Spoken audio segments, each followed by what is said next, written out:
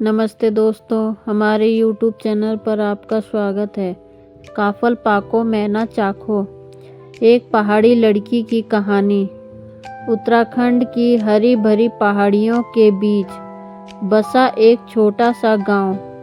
इस गांव की खास बात थी कि हर साल गर्मियों में वहां के जंगलों में एक खास फल पकता था जिसका नाम काफल था। छोटे छोटे लाल रंग के खट्टे मीठे काफल जो भी एक बार चखता उसका स्वाद कभी नहीं भूलता था। गांव में एक छोटी सी बच्ची रहती थी, रितु। उसकी उम्र होगी कोई 9-10 साल। रितु बड़ी भोली, सुंदर और हंसमुख लड़की थी। वह पहाड़ों से बहुत प्यार करती थी।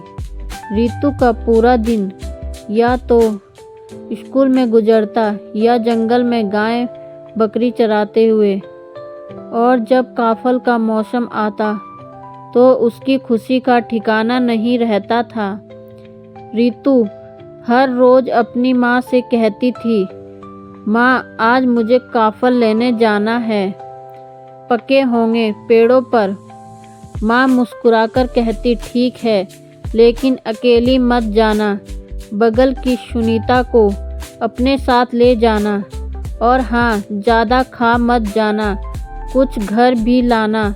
तब रितु और सुनीता जंगल में टोकरी लेकर जाते हैं। रास्ते में रितु पक्षियों की आवाज़ें सुनती, फूलों को देखती और कहती, देख सुनीता, पहाड़ कितना सुंदर है ना। कितना अच्छा होता अगर सब लोग यहाँ रहते। सुनीता हंसते हुए बोली, हाँ, पर फिर ये जंगल खाली कैसे रहते। थोड़ी देर चलने के बाद उन्हें एक काफल का पेड़ दिखाई दिया।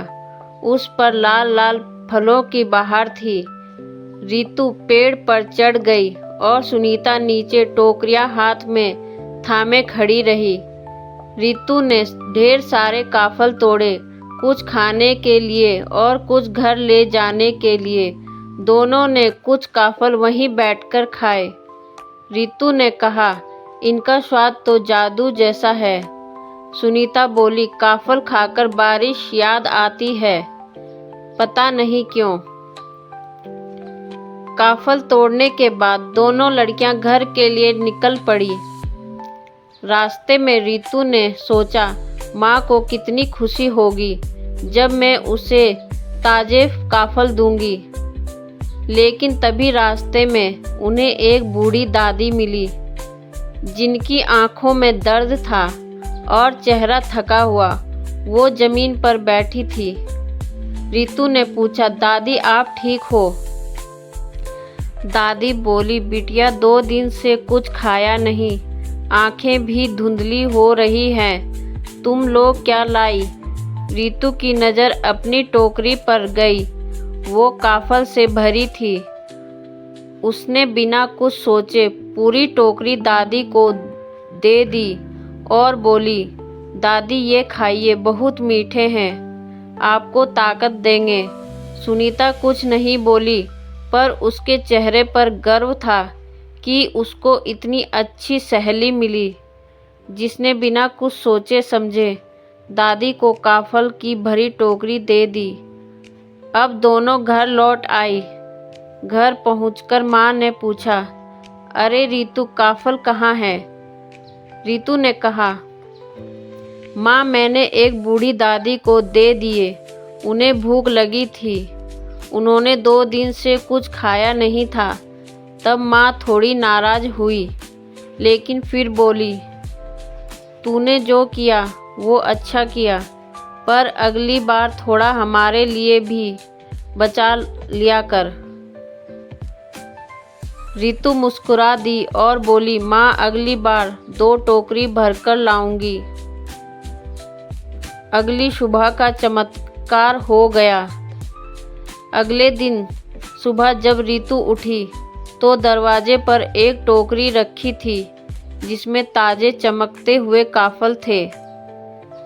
साथ में एक पत्र भी था जिसमें लिखा था बिटिया तेरी मासूमियत और दया के लिए ये तोहफा है। तूने भूख से तड़पते मन को शांत किया, तू धन्य है। तुम्हारी दादी रीतू भागी भागी माँ को दिखाने गई।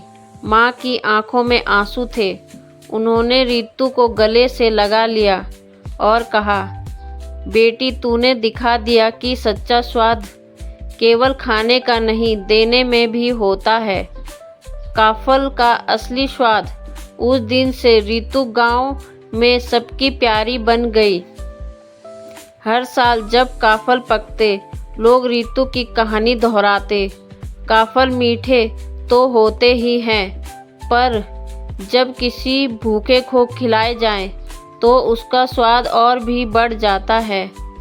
रीतू अब बड़ी हो चुकी है, लेकिन आज भी जब कोई बच्चा कहता है काफल आपने नहीं चखे, तो वह मुस्कुराकर जवाब देती है, काफल तो सब खाते हैं, पर दूसरों को खिलाकर जो स्वाद मिलता है वो सबसे अनोखा होता है।